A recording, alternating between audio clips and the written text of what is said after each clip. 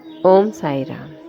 श्री साई सच्चरित्र अध्याय 10 भाग 3 ब्रह्म का सगुण अवतार।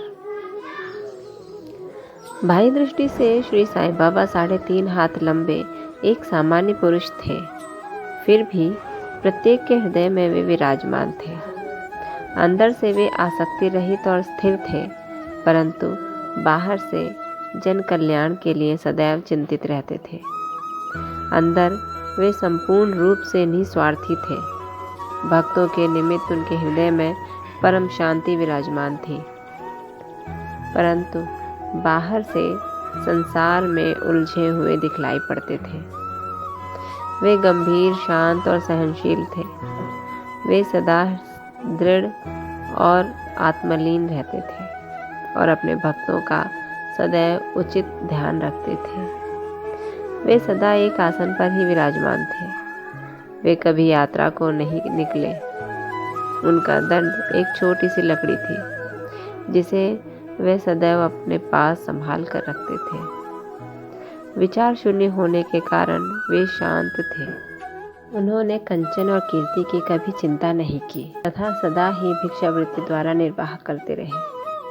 उनका जीवन ही इस प्रकार का था। अल्लाह मालिक सदैव उनके होठों पर रहता था। उनका भक्तों पर विशेष और अटूट प्रेम था। वे आत्मज्ञान की खान और परम दिव्य स्वरूप थे। श्री साईं बाबा का दिव्य स्वरूप इस तरह का था। एक अपरिमित, अनंत, सत्य और अपरिवर्तनशील सिद्धांत, जिसके अंतर्गत यह सारा विश्व है, श्री साईं बाबा के आविर्भूत हुआ था। यह अमूल्य निधि केवल सत्वगुण संपन्न और भाग्यशाली भक्तों को ही प्राप्त हुई। जिन्होंने श्री साईं बाबा को केवल मनुष्य या सामान्य पुरुष समझा या समझते हैं, वे यथार्थ में अभागे थे या हैं। श्री साईं बाबा के माता पिता तथा उनकी जन्मतिथि का ठीक पता किसी को भी नहीं है, तो भी उनकी शिरडी में निवास के द्वारा इसका अनुमान लगाया जा सकता है।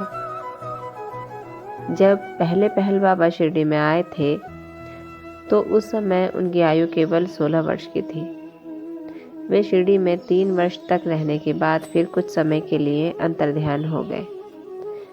कुछ काल के उपरांत वे औरंगाबाद के समीप निजाम स्टेट में प्रकट हुए और चांद पाटिल की बारात के साथ पुनः शिरडी पधारे। उस समय उनकी आयु 20 वर्ष की थी। उन्होंने लगातार 60 वर्षों तक शिरडी में निवास किया और सन 1918 में महासमाधि ग्रहण की। इन तथ्यों के आधार पर हम कह सकते हैं कि उनकी जन्मतिथि सन 1838 के लगभग थी। ओम साई राम। बाबा की जन्मतिथि, उनका जन्म कहाँ हुआ, उनके माता पिता कौन थे, उनकी जाति, धर्म, इसका अभी तक सिर्फ हम अंदाज़ा ही लगा सकते हैं। उनका कोई प्रमाण आज तक हमें दूर दूर तक कहीं भी नहीं मिला। बाबा केवल प्रकट हुए थे और जन कल्याण के लिए उन्होंने अपना जीवन दिया और फिर उन्होंने महासमाधि ग्रहण की। महासमाधि के पहले भी उन जन कल्याण करते थे और आज भी बाबा हम भक्तों को अपने चमत्कारों से हमारा कल्याण करते हैं, हमें सहायता देते हैं, हमारे दुखों से हमें मुक्त करते हैं। ओम साई राम।